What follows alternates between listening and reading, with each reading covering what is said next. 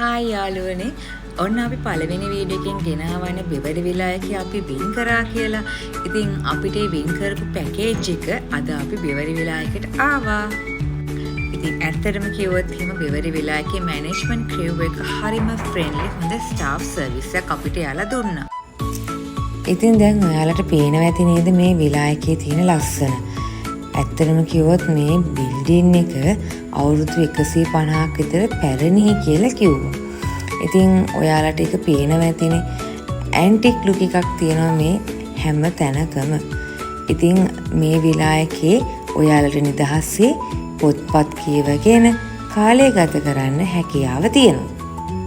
ඇත්තටම ඉතින් මේ විලා එක ගත්තම ඉතා ට්‍රැඩිෂනල් ලුක් එකක් ගන්න විලා එකක්.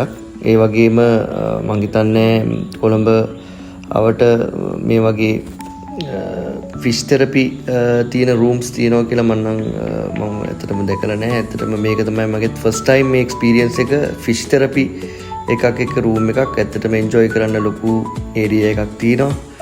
ඒ වගේම මං හිතනවා ස්පෙෂලි කපල්ස්ලට ගොඩක් එන්ජොයි කරන්න පුළුවන් තැනක්.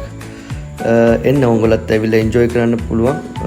ඇත්තටම මාර රිලැක්ස් තැනක් තමයි මේක. හැමදේම තියෙනවා ටීවී එක. ඒ වගේම ඒගොල්ලෝ වෙනම අපිට දෙනවා හෝම් සබ් වූෆරයක්. ඒ කියන්නේ ඔයාලට සින්දු අහන්න.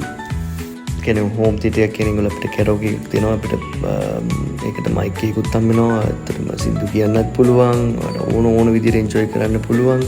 ඒ වගේ මම කිව්වා වගේ මේ තමයි මේ ෆිෂ් තෙරපි ඒරියා එක. ඇත්තටම මම ෆස්ට් ටයිම් මේ රූම් එකක් ඇතුලේ ෆිෂ් තෙරපි තියෙනවා දැක්ක.